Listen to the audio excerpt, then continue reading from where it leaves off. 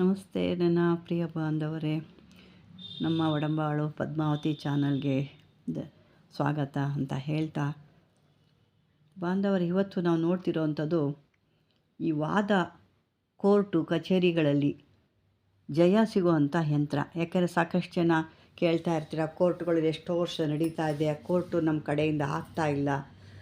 ಕೆಲವೊಂದು ಸಲ ಲಾಯರ್ಗಳು ಕೂಡ ಅವ್ರ ಕಡೆನೇ ಸಪೋರ್ಟ್ ಆಗಿರ್ತಾರೆ, ನಮ್ಮ ಕಡೆ ಇದ್ದವ್ರು ಆ ಕಡೆ ಹೋಗ್ತಾರೆ. ಅವ್ರು ಕೇಳ್ದಂಗೆಲ್ಲ ಸಾಲ ಸೋಲ ಮಾಡಿ ಹಣ ತಂದು ಕೊಡ್ತೀವಿ. ಯಾಕೆಂದರೆ ಇಲ್ಲಿ ಲಾಸ್ ಆಗೋದು ಯಾರಿಗಾರೆ ಬಡವ್ರಿಗೆ ಜಾಸ್ತಿ ಲಾಸ್ ಆಗೋದು, ಶ್ರೀಮಂತರು ಯಾಕೆ ಯಾವುದೂ ಲಾಸ್ ಆಗಲ್ಲ. ಹಾಗಾಗಿ ಅವ್ರಿಗಾದರೆ ಸ್ವಲ್ಪ ಅವರು ಇದ್ದಾರಪ್ಪ, ಅವರು ಮೋಸ ಮಾಡಿ ಬೇರೆ ಕಡೆ ನಮ್ಗೆ ತೊಂದರೆ ಆಗುತ್ತೆ ಅನ್ನೋ ಭಯ ಇರುತ್ತೆ. ಆದರೆ ಪಾಪ ಇಲ್ಲಿ ಬಡವರು ಅನ್ನೋರಿಗೆ ಅವ್ರಿಗೆ ಯಾವುದೂ ಒಂದು ರೀತಿ ಸಹಾಯ ಇರಲ್ಲ, ಯಾರದೇ ಒಂದು ರೀತಿ ಸಹಕಾರನೂ ಸಿಕ್ಕಲ್ಲ. ಅಂಥವ್ರಿಗೆ ಏನಾಗುತ್ತೆ, ಕೆಲವು ಕಡೆ ಮತ್ತು ಇನ್ನು ಕೆಲವ್ರದ್ದು ಏನಾಗುತ್ತೆ, ಈ ಮಂತ್ರತಂತ್ರಗಳಿಂದ ಬೇರೆ ಆ ಥರ ಮಾಡಿದಾಗ ಎಷ್ಟೋ ವರ್ಷದಿಂದ, ಈಗಾಗಲೇ ನಾನು ಸುಮಾರು 20 ವರ್ಷ 15 ವರ್ಷದಿಂದ ಕೋರ್ಟ್ಗೆ ಅಲಿತಾನೇ ಇದ್ದೀವಿ, ಅದಿನ್ನೂ ಆಗೋದ್ರಲ್ಲೇ ಇಲ್ಲ. ನಮ್ಮ ಲಾಯರ್ ಕೂಡ ಹೇಳಿದ್ರೆ ಏನೋ ಕಾರಣ ಹೇಳಿ ಅವ್ರ ಕಡೆನೇ ಸಪೋರ್ಟ್ ಮಾಡ್ತಾರೆ, ಅಥವಾ ಕೋರ್ಟುದೇನೋ ಆ ಡೇಟ್ ಬಂದಾಗ ನಮ್ಗೆ ಹೇಳೋದೇ ಇಲ್ಲ. ಈ ರೀತಿ ಎಲ್ಲ ಸಾಕಷ್ಟು ಜನ ನಮಗೆ ಕರೆ ಮಾಡಿ ಹೇಳ್ತಾ ಇರ್ತೀರ.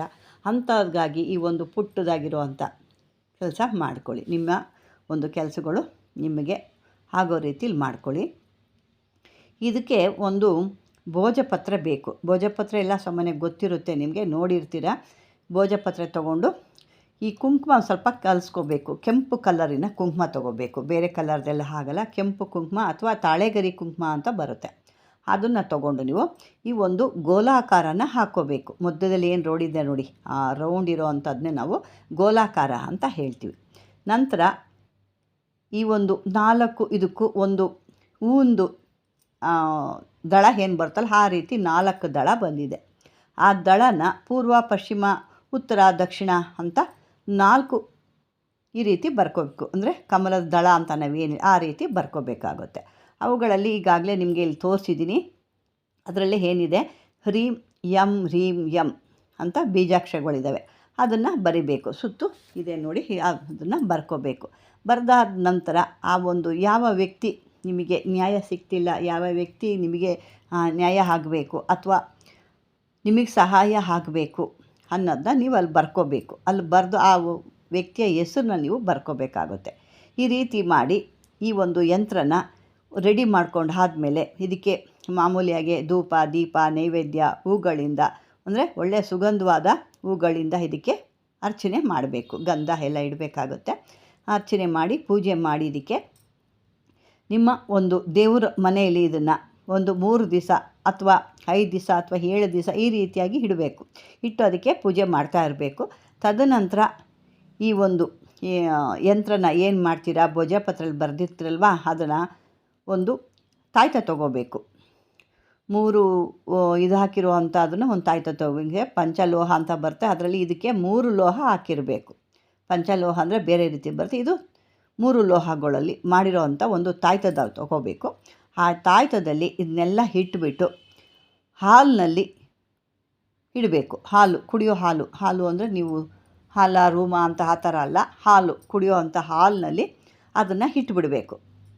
ಅನಂತರ ನಿಮಗೆ ಯಾವುದೇ ಒಂದು ನ್ಯಾಯಕ್ಕೆ ಹೋಗ್ಬೋದು, ಕೋರ್ಟ್ಗೆ ಹೋಗ್ಬೋದು, ಅಥವಾ ನಿಮಗೆ ನ್ಯಾಯಾಲಯದಲ್ಲಿ ಅಥವಾ ನೀವು ಅವ್ರ ನಿರ್ಣಯ ಏನಾದರೂ ನಿಮಗೆ ಬೇಕು, ಒಳ್ಳೆ ರೀತಿಲಿ ಬರಬೇಕು ಅಂದರೆ, ಅಥವಾ ನೀವು ಯಾವುದಾದ್ರೂ ಅದ್ರ ಬಗ್ಗೆ ಒಂದು ಅರ್ಜಿ ಸಲ್ಲಿಸಿದ್ದೀರಿ ಕೂಡ, ಅಥವಾ ಅದ್ರ ಬಗ್ಗೆ ಏನೋ ಒಂದು ಬರೆದು ಕೊಟ್ಟಿದ್ದೀವಿ ಅಂತಂದರೂ ಕೂಡ ನಿಮಗೆ ಜಯ ಸಿಗುತ್ತೆ. ಅದರಿಂದ ಈ ವಾದ ಪ್ರತಿವಾದ ಅಂತ ಏನು ಬರುತ್ತಲ್ಲ, ಅದು ಕೂಡ ಬಗೆಹರಿಸುತ್ತೆ. ಈ ಯಂತ್ರ ನಿಮಗೆ ಸಹಾಯ ಅಂತ ಮಾಡುತ್ತಿದ್ದು.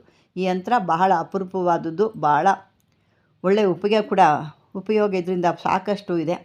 ಯಾಕಂದರೆ ಕೇಳ್ತಾ ಇರ್ತಾರೆ, ಈ ಥರ ಇಷ್ಟು ವರ್ಷ ಆಗಿದೆ ಅಂತ, ಏನೂ ಆಗ್ತಾಯಿಲ್ಲ, ಹೋಗಿ ಬರ್ತಾಯಿದ್ವಿ, ಹಣ ಕಾಸು ಚೆಲ್ತಾ ಇದ್ವಿ, ಎಲ್ಲ ಮಾರಿ, ಹೆಣ್ಮಕ್ಳು ಕಿವಿಲಿರೋದು ಮೂಗಲಿರೋದೆಲ್ಲ ಮಾರಿ ಕೊಡ್ತಾ ಇದ್ದೀವಿ, ಆದರೂ ನಮ್ಮ ಕಡೆ ಆಗ್ತಾನೇ ಇಲ್ಲ ಅಂದವರು ಈ ರೀತಿಯಾಗಿ ಚಿಕ್ಕದಾಗೆ ರೆಡಿ ಮಾಡಿಟ್ಟು ನೀವು ಯಾವತ್ತು ಹೋಗ್ತೀರೋ ಅವತ್ತು ಕೂಡ ಇದನ್ನು ಮಾಡಿ ಇಟ್ಬಿಟ್ಟು ಕೂಡ ಹೋಗ್ಬೋದು. ಇಲ್ಲಿ ಮಾಡಿ ಇಟ್ಬಿಟ್ಟು ಅಲ್ಲಿ ಹೋದಾಗ ಅಲ್ಲಿ ಕೆಲಸ, ಇದನ್ನು ತೊಗೊಂಡು ಹೋಗಬೇಕು ಅನ್ನೋದೇನಿಲ್ಲ, ಯಾಕೆ ಇದು ಹಾಲಿನಲ್ಲಿ ಹಾಕಿಡಬೇಕು.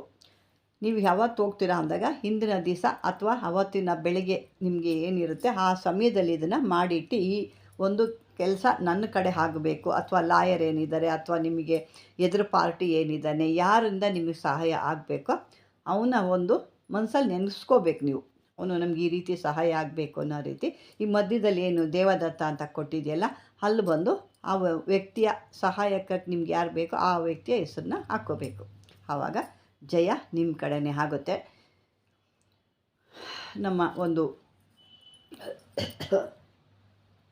ವೀಕ್ಷಕರಿಗೆ ಇದು ಒಂದು ಉಪಯೋಗ ಆಗುತ್ತೆ ಅಂದ್ಕೊಂಡಿದ್ದೀನಿ. ಈ ರೀತಿ ಯಾರು ಒಂದು ವಾದ ವಿವಾದದಲ್ಲಿ ಕೋರ್ಟ್ ಕೇಸ್ನಲ್ಲಿ ಸಿಗಾಕ್ಕೊಂಡಿದ್ದಾರೆ, ಎಷ್ಟೋ ವರ್ಷದಿಂದ ನಮೀಗ ಆಗ್ತಾ ಇಲ್ಲ ಅನ್ನೋದಿದ್ದರೆ ಈ ಒಂದು ಉಪಯೋಗನ ಮಾಡಿ ಪ್ರಯತ್ನ ಪಟ್ಟು ನೋಡಿ. ಯಾಕಂದರೆ ಇದಿಲ್ಲ ಅಂದರೆ ಇನ್ನೊಂದಿನ್ನೂ ಸಾಕಷ್ಟಿದ್ದಾವೆ. ಮೊದಲು ನೀವು ಪ್ರಯತ್ನ ಪಟ್ಟು ನೋಡಿ, ಅದರಿಂದ ಏನಾದ್ರು ಆಗ್ತಾಯಿದೆ ನೀವು ಆದಾಗ ನನಗೊಂದು ಕಾಮೆಂಟ್ ಆಗಿ ಮತ್ತೆ ಇನ್ನಷ್ಟು ಕೊಡ್ತಾ ಬರ್ತೀನಿ ನಾನು ಅಂತ ಹೇಳ್ತಾ, ಇದುವರೆಗೂ ನನ್ನ ಒಂದು ವಿಡಿಯೋ ನಿಮ್ಗೆ ಇಷ್ಟವಾದಲ್ಲಿ ಲೈಕ್ ಮಾಡಿ, ಶೇರ್ ಮಾಡಿ, ಆದಷ್ಟು ಸಬ್ಸ್ಕ್ರೈಬರ್ ಮಾಡ್ಕೊಳ್ಳಿ ಅಂತ ಹೇಳ್ತಾ, ನನ್ನ ಬಾಂಧವರೇ ಧನ್ಯವಾದಗಳು.